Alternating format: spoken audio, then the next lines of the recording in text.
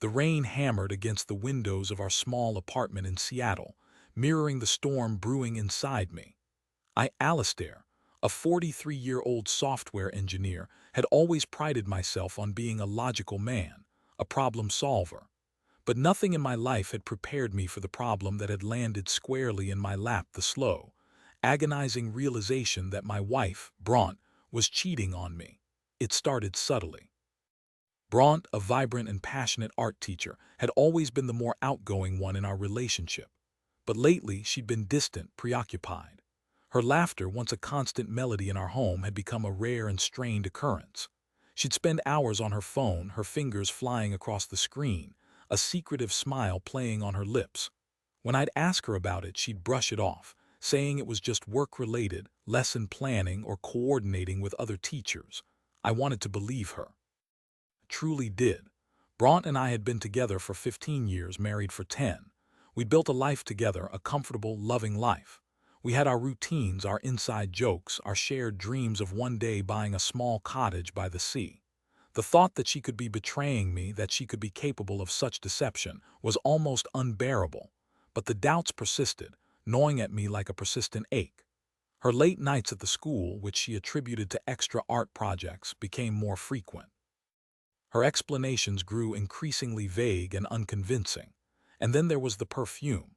A scent I didn't recognize, a musky, floral fragrance that clung to her clothes and lingered in the air after she'd left the room.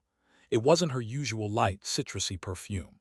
When I asked her about it, she claimed a student had accidentally spilled some on her. I wanted to believe her, but the lie hung heavy in the air between us. The turning point came one Tuesday evening. Bronte had told me she had a late meeting at school. I decided to surprise her by bringing her dinner. I packed a couple of sandwiches, a salad, and a thermos of her favorite chamomile tea and drove to the school. The building was eerily quiet when I arrived. Most of the lights were off, and the only sound was the faint hum of the ventilation system. I walked down the familiar hallway to Bronte's classroom, my footsteps echoing in the silence. As I approached her door, I heard voices.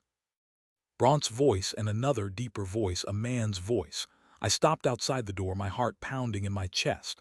I pressed my ear against the cool metal, straining to hear what they were saying. "I can't keep doing this, Bronte," the man said, his voice laced with a mixture of frustration and longing. "It's not fair to Alistair. He deserves better." Alistair, he knew my name. My blood ran cold. "No, Liam," Bronte replied, her voice soft and pleading. "But I can't help it. I'm so happy when I'm with you. You make me feel alive again." Liam. So that was his name. The man who was stealing my wife, the man who was making her feel alive again. I stood there, frozen, listening to their whispered words of affection, their stolen moments of intimacy. Each word was like a knife twisting in my gut. The sandwiches, the salad, the tea, they suddenly felt like a cruel joke. I turned and walked away, my legs heavy, my heart shattered into a million pieces. I drove home in a daze, the rain blurring my vision.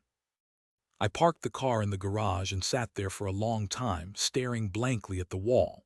I couldn't bring myself to go inside, to face Bronte, to pretend that everything was normal. Finally, I gathered my strength and went into the apartment.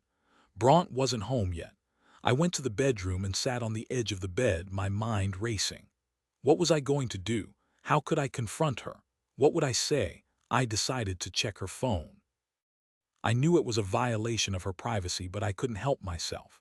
I needed to know the truth, the whole truth. I found her phone on her nightstand, unlocked. I hesitated for a moment, then picked it up and opened her messages. My stomach churned as I scrolled through the messages between Bronte and Liam. They were filled with declarations of love, secret rendezvous, and explicit details of their affair. I saw pictures of them together, holding hands, kissing, laughing. Pictures that tore at my soul. I felt a wave of nausea wash over me. I dropped the phone on the bed, my hands trembling. I couldn't breathe. I stumbled to the bathroom and vomited into the toilet, my body racked with sobs.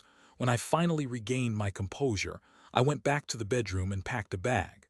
I didn't know where I was going, but I knew I couldn't stay there, not for another minute. I grabbed a few clothes, my wallet, my keys, and left the apartment. I drove aimlessly through the city, the rain still falling, the streets slick and glistening.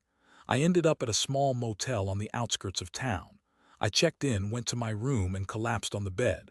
I lay there for hours, staring at the ceiling, my mind numb, my heart aching. The next morning, I woke up feeling empty, hollow. The reality of what had happened hit me like a ton of bricks. Bronte had betrayed me. She had lied to me. She had broken my heart. I decided I needed to talk to someone who could help me make sense of it all. I called my best friend, Corbin, a kind and compassionate therapist who lived in Portland. I poured out my heart to him, telling him everything that had happened. Corbin listened patiently, offering words of comfort and support. He told me that I wasn't to blame, that Bronte's actions were a reflection of her own issues, not mine. He encouraged me to focus on healing, on taking care of myself. The first thing you need to do, Alistair, is to confront her, Corbin said. You need to tell her that you know about the affair and you need to end the relationship. Don't let her string you along, don't let her manipulate you. You deserve better. I knew he was right.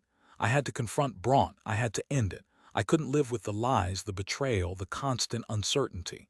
I drove back to Seattle and went to the apartment. Bronte was there waiting for me. She looked pale and anxious. "Where have you been?" she asked, her voice trembling. "I've been so worried." I looked at her, my eyes filled with pain and anger. "Don't," I said, my voice cold. "Don't pretend you care. I know everything." Bronte's face drained of color. "What do you mean?" she stammered. "I know about Liam," I said. "I know about the affair. I heard you talking at the school. I read your messages." Bronte burst into tears. "Alistair, I'm so sorry," she sobbed. "It was a mistake. I didn't mean for it to happen." "A mistake," I said, my voice rising. 15 years, Bronte. 15 years of trust, of love, of commitment. And you throw it all away for a mistake. "I was unhappy," she said, her voice barely a whisper. "I felt like we were drifting apart. I needed something more. So you cheated on me," I said, my voice filled with disbelief. "That's your solution, to betray me, to lie to me, to destroy everything we've built together." "I know I messed up," she said, her tears flowing freely. "I'm so sorry. Please, Alistair, can we fix this? Can we go to therapy? Can we try to work things out?" I looked at her, my heart aching with a mixture of pain and anger. I wanted to believe her, I wanted to forgive her, but I couldn't. The trust was gone, shattered beyond repair. I knew that I could never look at her the same way again. "It's over, Bronte," I said, my voice firm. "I can't do this anymore. I'm filing for divorce." Bronte gasped, her eyes wide with shock. "No, Alistair, please," she begged. "Don't do this. I love you. I don't want to lose you. You lost me a long time ago, Bronte," I said. "When you decided to betray me, you lost me." I turned and walked away, leaving her standing there, sobbing. I knew it was the right decision, but it didn't make it any easier. I was leaving behind 15 years of my life, 15 years of memories, 15 years of love. But I knew that I couldn't stay with someone who had so callously broken my heart. The divorce was finalized a few months later. It was a painful and messy process, but I got through it with the help of Corbin and a few other close friends. I moved into a small apartment in a different part of the city and started to rebuild my life. I focused on my work, throwing myself into coding and problem solving. I started taking long walks in the park, enjoying the beauty of nature. I reconnected with old friends and made some new ones. Slowly but surely, I began to heal. One evening, a year after the divorce, I received a phone call from Bronte. I hesitated for a moment before answering it. I hadn't spoken to her since the divorce was finalized. "Alistair, it's Bronte," she said, her voice hesitant. "I know you probably don't want to talk to me, but I need to tell you something." "What is it?" I asked, my voice guarded. "Liam left me," she said. "He said he couldn't handle the guilt anymore. He went back to his wife." I felt a pang of satisfaction, a small measure of justice, but it didn't bring me any joy. It didn't erase the pain, the betrayal, the heartache. "I'm sorry, Bronte," I said, my voice devoid of emotion. "I know I messed up, Alistair," she said, her voice filled with regret. "I made a terrible mistake. I lost the best thing that ever happened to me." "Yes, you did," I said. "Goodbye, Bronte." I hung up the phone and took a deep breath. I knew that Bronte's regret didn't change anything. It didn't undo the past, but it did give me a sense of closure. I had survived the betrayal, the heartbreak, the divorce. I had rebuilt my life, stronger and more resilient than before. I learned a valuable lesson from the experience. I learned that trust is a precious gift, one that should never be taken for granted. I learned that betrayal can shatter even the strongest of bonds. But I also learned that healing is possible, that it's possible to move on, to find happiness again, even after the most devastating of heartbreaks. And as the rain continued to fall outside my window, I knew that I would eventually find love again, a love that was built on trust, honesty, and unwavering commitment. 2 years after my conversation with Bronte, I was at a work conference in Chicago. One evening, I found myself at a small jazz club, enjoying the music and the atmosphere. As I was nursing my drink, a woman approached me. "Excuse me," she said, her voice warm and inviting. "Are you Alistair?" I looked up and saw a beautiful woman with kind eyes and a gentle smile. "Yes, I am," I said, intrigued. "My name is Meredith," she said. "I'm a friend of Corbin's. He told me to look out for you if I ever saw you in Chicago." I smiled. "Corbin sent you?" I asked. Meredith laughed. "Not exactly," she said. "He just mentioned that you were a great guy and that I should say hello if I ever ran into you." We talked for hours that night, about our lives, our dreams, our passions. I learned that Meredith was a professor of literature at a local university, that she loved to travel, and that she shared my passion for jazz music. As the evening drew to a close, I knew that I had met someone special, someone who made me feel alive again, someone who made me believe in the possibility of love. Over the next few months, Meredith and I grew closer.